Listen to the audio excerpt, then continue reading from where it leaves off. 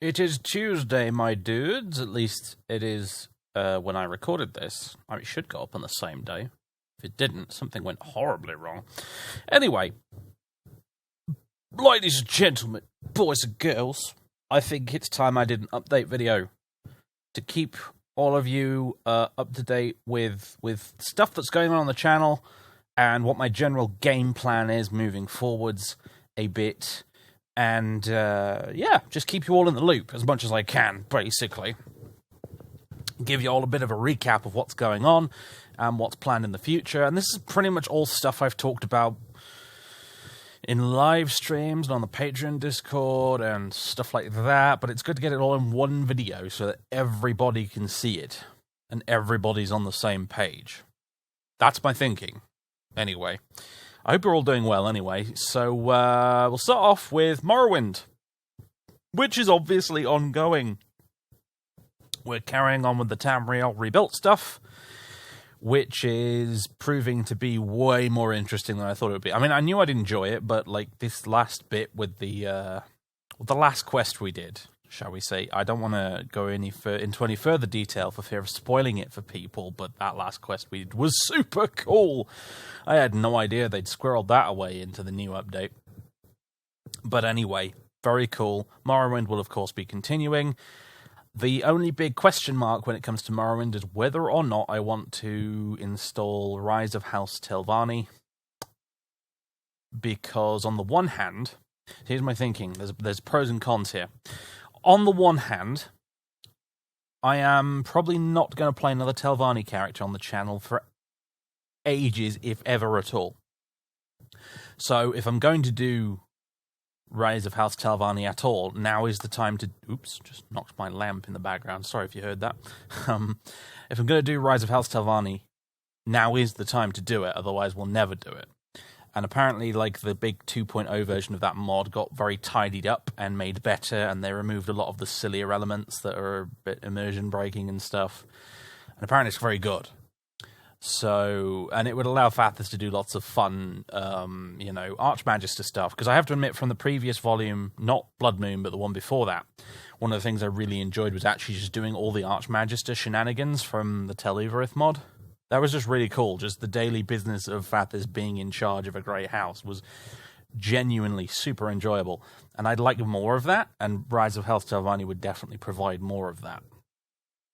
So, yeah, it sounds like a really good idea. The cons, if you like, the downsides, are that it would make the Let's Play even longer. And, you know, with an Elder Scrolls game, you have to take into... I mean, I know we've been doing this for years now, this Let's Play. It's like 6 years old now, something outrageous like that. And we seem to be doing okay. I've had a few technical hitches along the way, but I've managed to fix and correct them. But you're always vaguely conscious of the fact that it being a Bethesda game, everything could implode at any given moment. And the longer the thing goes on for, the more D20s you're rolling until that critical fail of a 1 comes up. You know what I mean? So, I got to weigh up basically the risk of the game imploding before I can finish versus some really, really cool stuff that would make a perfect addition to the playthrough. So we'll see. Because if I don't go with Rise of House Telvanni, we'll probably just go through this Tamriel rebuilt stuff, and then we'll hop on to the end of the main quest / tribunal.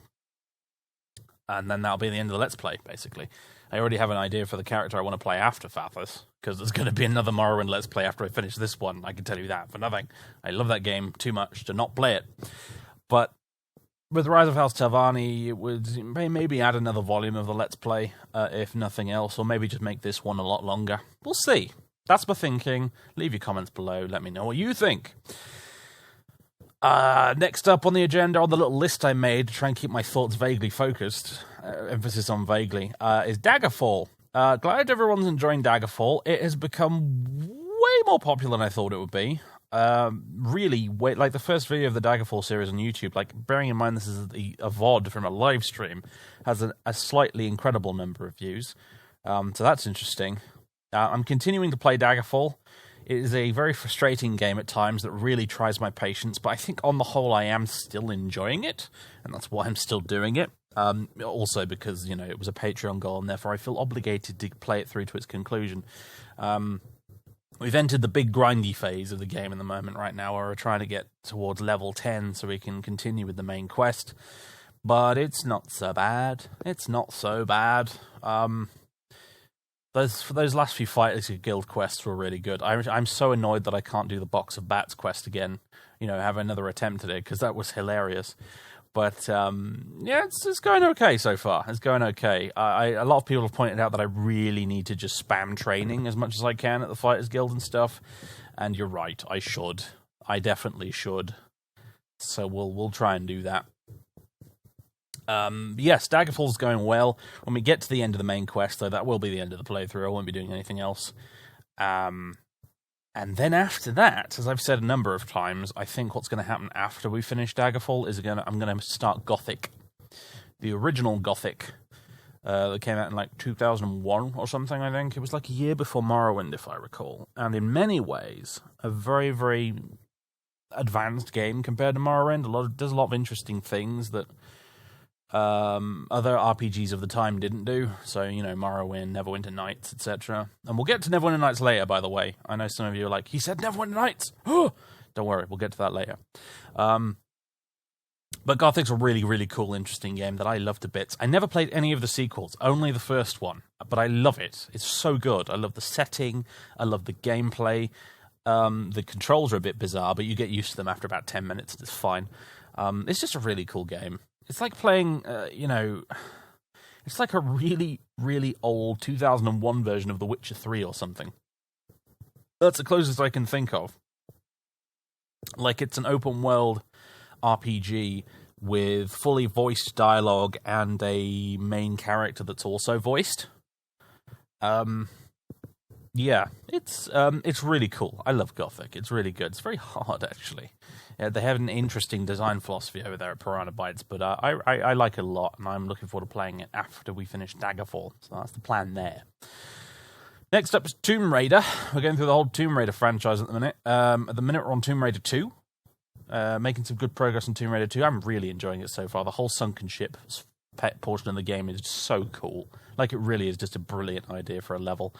But I plan to... We've already done Tomb Raider 1. We're doing Tomb Raider 2. I plan to finish that, then do Tomb Raider 3, then Tomb Raider 4, then Tomb Raider 5. And then I will be doing Angel of Darkness. I will do Legend, because I think that in release order is what comes next. Then Anniversary, then Underworld. And then I will have to make a decision at that point as to whether or not I want to do the reboots. Because I don't know if I want to do the reboots or not, because I have very mixed opinions on them, shall we say. That's probably putting it lightly. And I'm not alone in that either. But I definitely want to play through the franchise all the way up to Underworld, at the very least. If we go beyond that, we'll see at the time. I'll make the decision. However, I've put a little bit of thought, and this is really planning ahead a lot, and this is subject to change, as with all of my plans, but I've put a little bit of thought into what I might do after we're done with the Tomb Raider franchise run-through, and that is I'd quite like to go through the Oddworld franchise. So, Abe's Odyssey, Abe's Exodus, Munch's Odyssey, Stranger's Wrath, and then the remake-type games like New and Tasty and the new Soulstorm one that just came out recently on the Epic Games Store. That would be a fun playthrough, because I love the old Oddworld games. I thought they're such a brilliant design aesthetic and great world building and stuff like that, and I played Abe's Exodus to death back in the day. So hard those first couple of games. Really difficult, but so fun. If you've never heard of any of these, go look them up on Steam or whatever. They're superb games, really just wonderful.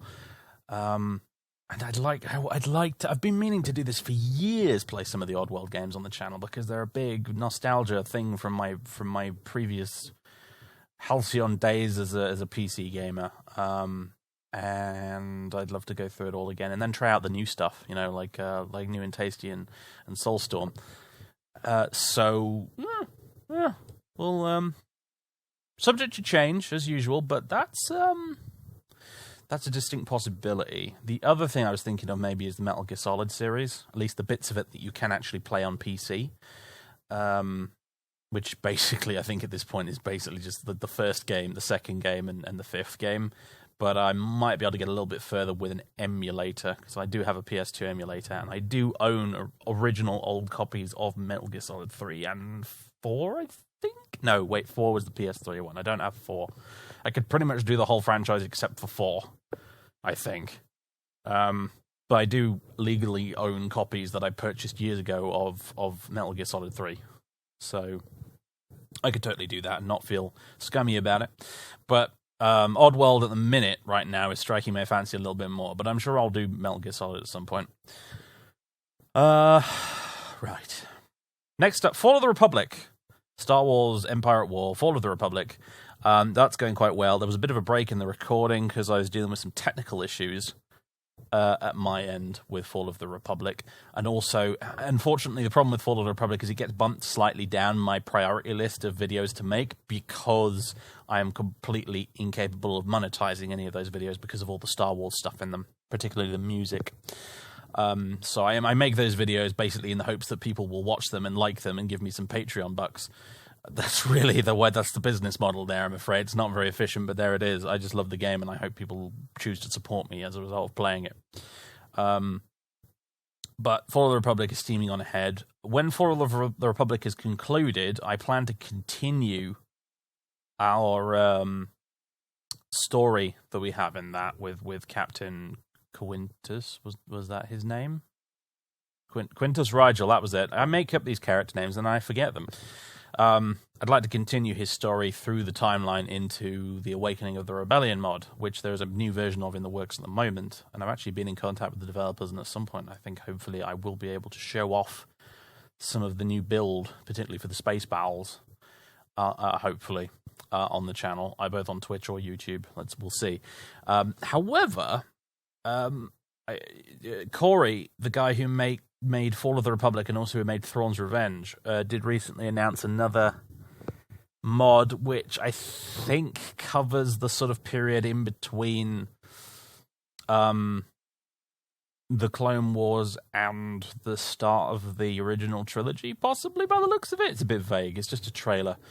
But that could be an interesting addition to the playthrough.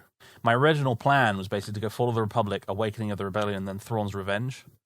But if we could squeeze that additional mod in there between Fall of the Republic and Awakening of the Rebellion, I wouldn't be opposed to it. But it depends on when it comes out, really, and in what state it's in when it comes out. I know there's a new version of Fall of the Republic going to be releasing very soon, and I don't really know what to do about that. I'm in two minds. One is I download the original 1.0 version from ModDB and just continue playing as we are now. Alternatively, I download the new version and I replay the campaign up to the point where we are now, roughly, and try and make sure everything stays more or less the same. And continue like that. It kind of depends on what big improvements the new version brings, 1.1. I know there's a big UI overhaul for one thing. And my big concern is performance improvements, because Fall of the Republic seems to run like garbage on my computer.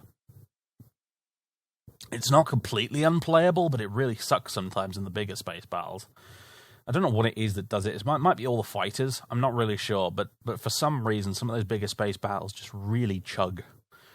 And it's a bit unpleasant to play sometimes. So if 1.1 comes with any big performance improvements in that regard, it would be very, very tempting to install it and then replay the campaign off camera up to the point where we are now and then carry on the series.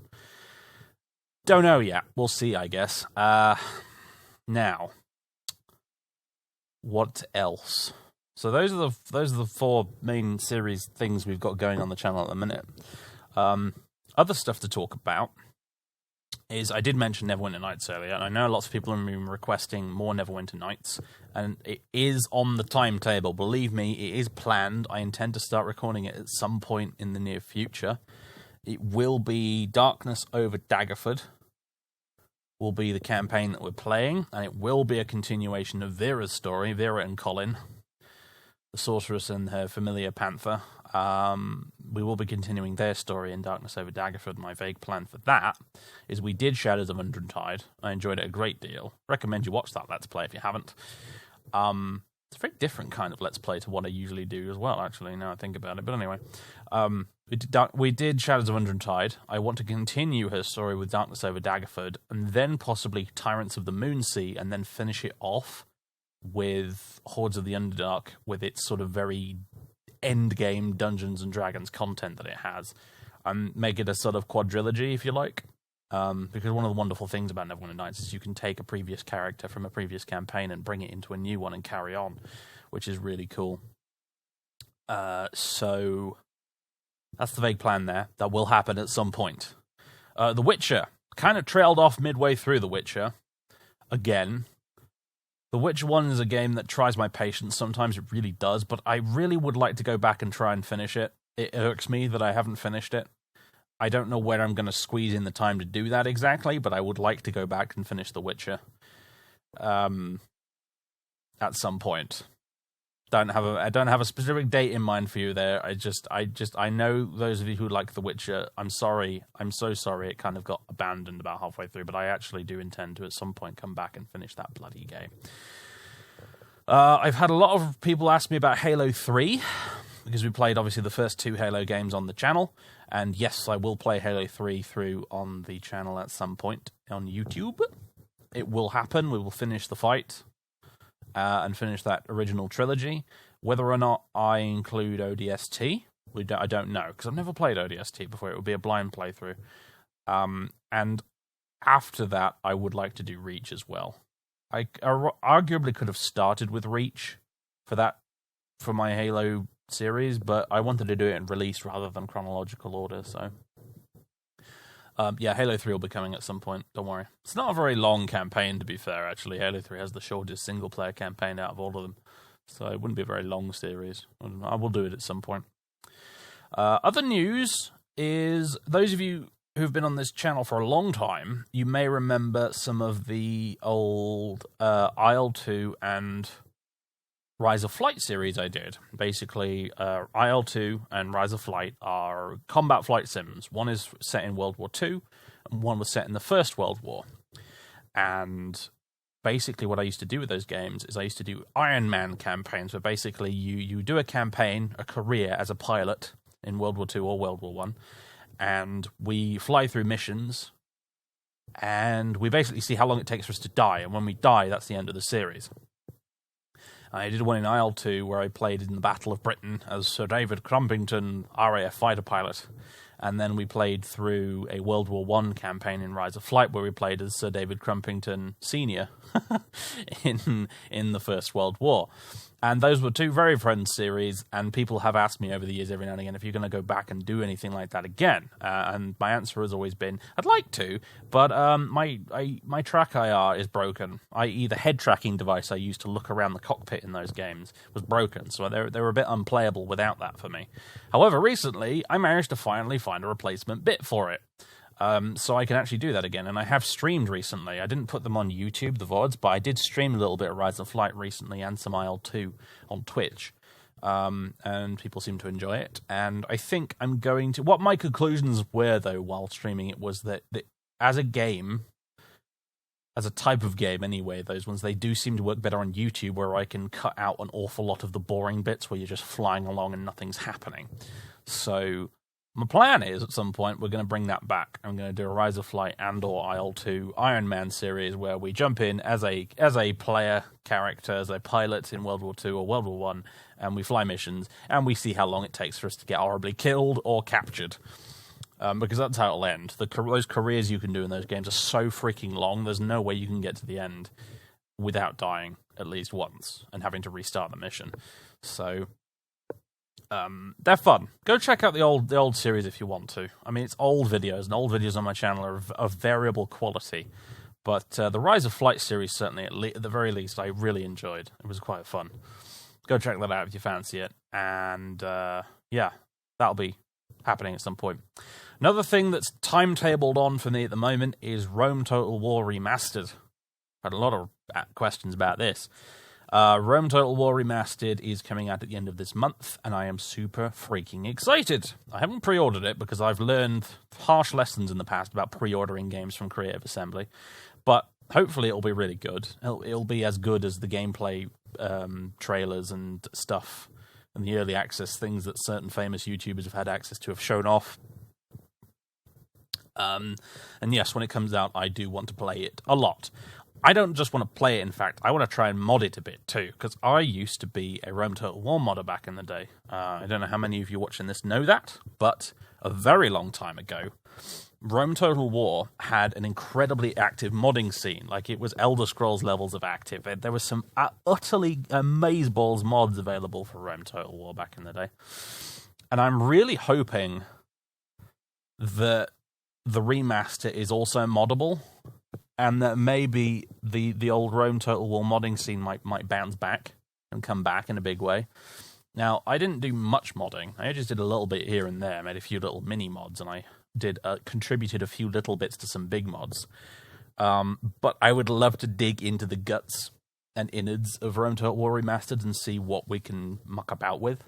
So I just want to play that game, but I want to mess around with its guts and see what we can change and mod and stuff. I'm really looking forward to that. I'm really, really looking forward to that. My game plan with that at the minute is I think I'm going to stream a lot of it on Twitch, and that'll probably get uploaded to YouTube. And I think my plan at the minute is I want to do a Carthage campaign in the vanilla campaign. So not Barbarian Invasion is apparently included in the remaster, which is fantastic news because Barbarian Invasion is such a good expansion. But I think I'm going to go with the vanilla campaign, and I think I want to play as Carthage. It was a toss-up for that between like the Greek cities and Carthage, and I decided to go for Carthage in the end because they're just a very interesting faction in Rome Total War. And I'd like to do a cool alt history what-if campaign where Carthage beats Rome and conquers the Mediterranean. I think that'd be great fun. So, yeah. I'm definitely going to stream a Carthage campaign on Twitch when Rome Total War Remastered comes out. What else is there to mention? Warhammer stuff. For those of you who are fans of my 40k content, there's been not a lot of that recently, and there's a very good reason for that, which is that I don't have access to my gaming room anymore. I've had to move some bits around in the house recently for reasons that are complicated to go into, and I'm not going to do it right now. But right now, I don't really have a gaming room. I have a room that can be turned into a gaming room at some point, but the problem is right now I've basically condensed 2 rooms worth of bat rep crap into one. And at the moment, it represents a fascinating physics puzzle of how on earth do I sort all of this into the storage solutions I currently have available, and the answer to that is with great difficulty. I have a lot of boxes of crap, basically, where a gaming table is eventually going to go. And it's going to take a little while to sort it all out. So there's basically no 40k stuff for the immediate future while I get this sorted out. I haven't even done any painting either. So there's no hobby vlog stuff to speak of either, I'm afraid. But, you know, it's the Warhammer stuff for me is always, as I've always said, has been sort of part of my hobby and not really what I consider work as part of the channel, if you know what I mean. So I don't mind just sort of dropping it for a while and picking it up again later. I know that's not very good for the algorithms and stuff, but I've said many times in the past, I don't ever want to do Warhammer stuff full-time. I know people who do Warhammer stuff on YouTube full-time, and I've taken one look at them behind the scenes and gone, you know what, I don't want to do that as a job. It looks like far too much hard work, frankly. I don't think I'm actually passionate enough about Warhammer to do that as a full-time job, if I'm honest. So yeah. Right. What else is there? Right, very important thing. I've turned on, or at least I will have done by the time you see this, YouTube memberships finally, because they rolled that out relatively recently to outside of the United States. So I can turn on YouTube memberships, and basically what that is, it's like a YouTube equivalent of a Twitch sub. You can join, you hit the join button on the channel page and you become a channel member, and there's like 3 tiers. I made 3 arbitrary tiers because apparently you're supposed to make 3 tiers according to YouTube. I went through the whole setup process and what have you. They all have the exact same reward, which is hello phone, which is you get access to the Patreon Discord. So I have a Discord server that previously was only accessible to Patreons. However, I think hopefully I've set it up so that Twitch subs and now hopefully when you see this, YouTube members will also be able to get in there as well. So yeah, basically if you're supporting the channel monetarily through YouTube or Patreon or Twitch, whatever it is, you should be able to get into the Discord and join the little community we have on there, which is a very nice little community, and I welcome you to join it. So yeah, I couldn't really think of any other rewards. I made some emojis. There's some emojis and sub badges and stuff. But yeah, it's basically just a way to give some money to support the channel through your kind donations, and you get access to a Discord server if you do it. At least that's the plan. When this immediately goes live and the channel memberships immediately go live, I don't think it'll actually work, is the very annoying thing. YouTube doesn't allow you to set this up in advance. I have to... Shut up, phone. I'll just punch my microphone as well, and this is very professional today. YouTube doesn't allow you to set up the membership stuff in advance when it comes to linking it with Discord, so what happens is I need to make memberships live and then frantically, very quickly, try and link everything up with Discord before anyone subs. So, we'll see how that goes. What else is there? Merch. People have been asking me for freaking years about merch, and I've always been like, oh, I don't want to. It sounds like too much work. However, I've been recently talked into actually bothering to give it a try. And at the minute, it looks like I'm just going to sort of put some stuff on Teespring, because it looks like through widgets and stuff, I can put links to that underneath my videos and underneath my Twitch streams, which is nice and convenient. And the main thing I want to do is the usual stuff. I do hoodies and t-shirts and whatever. The main thing I want to do is mugs, because I drink a lot of tea and coffee. I like mugs. I like having a large collection of mugs, preferably with very silly things on them. And the thing about merch is I've always wanted to do merch, if I was going to do it at all, I'd want to do merch that people can actually use. As in, they wouldn't be afraid to go out in public with it, which is difficult with t-shirts and hoodies and stuff, because, you have to come up with some very nice artsy designs if you want people to wear those in public. But the wonderful thing about mugs is you can put really stupid crap on mugs and people don't care. It practically comes with the territory. So I'd like to basically just do a collection of SorcererDave mugs you can buy. With silly things on it, like little Crumpington face, or the Chonk Bird from Dominions 5, or a Bert, or all sorts of things. Various little in-jokes and quotes and things from the Let's Plays, and just silly things like that. But a collection of mugs you can buy and you can drink your tea or your coffee out of, That could be a laugh. That's what my plan is, basically. I just want to do a bunch of themed, silly SorcererDave mugs that you can buy. That's my merch plan at the moment. I don't know when exactly that's going to happen, but in the near future, I'm going to set that up. Because it's quite easy to do. I've actually done a little bit of research into it, and I'm actually amazed how easy it actually is to do. So, yeah, we're going to do that. Partially selfish, really, because I would like to myself have a bunch of mugs with my own silly jokes on them, frankly, because I just would. So I might as well set it up so you guys can buy them too if you want to. Right. I've talked for 28 minutes and 22 seconds, apparently.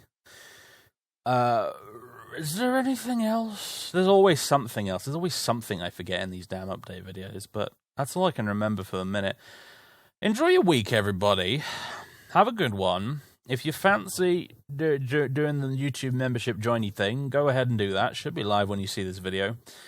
And otherwise, I hope you have a good week and stay safe and, yeah, all that stuff. More videos on the way, and streams, and all that good stuff. Toodaloo.